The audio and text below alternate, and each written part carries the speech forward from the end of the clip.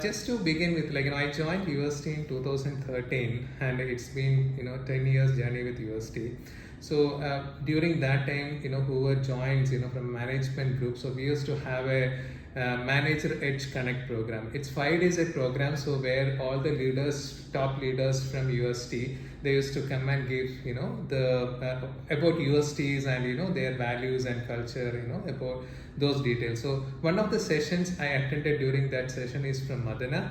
So he gave a 45-minute session on servant leadership. So in 2014, that's when I started hearing about servant leadership, and then I started consciously monitoring the leaders whom I work with it. So I'm fortunate to have great servant leaders to work with it. So that's how my journey started along with servant leadership.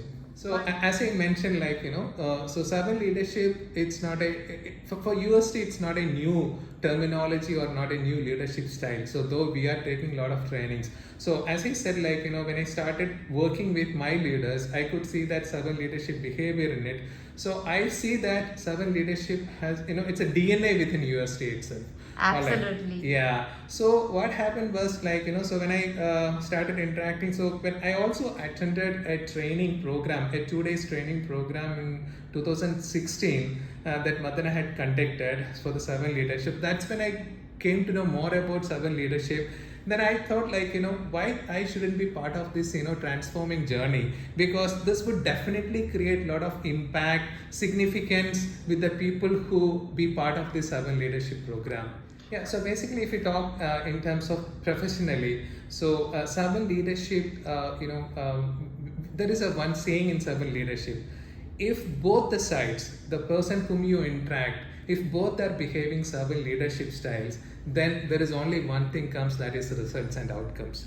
So when so right now I'm working as a delivery manager for Prologis account, and I got an opportunity to work 3 years at US on-site, working very closely with the customer side. And fortunately, my customers is also showcasing the servant leadership behaviors. So definitely my servant leadership skill set and the people whom I interact with the customer side, since they are also showcasing the servant leadership, we were able to grow our business. It's not only in terms of revenue, but in terms of the customer satisfaction, in terms of the quality of the deliverables. And I can also proudly say my team is scoring the net promoter score. It's 10 on 10 for continuously for last 2 to 2.5 years. So that's a great result which we got through the servant leadership. When it comes to personally, there is a work-life balance, and I also consciously work to ensure that I give some more time with my family, because life of significance is an important factor for the servant leaders. So basically, so the life of significance is, as I already mentioned.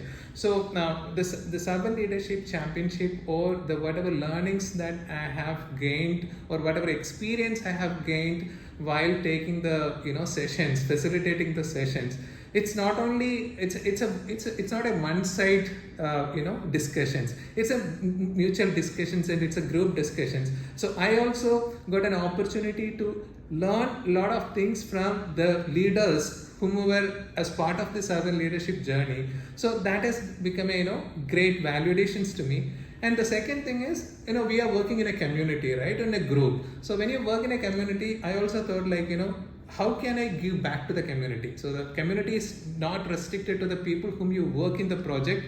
So it can be at organization level, it can be outside organization level. So it's in a simple terms, the life of significance is something which I can give back to the community by having this servant leadership championship.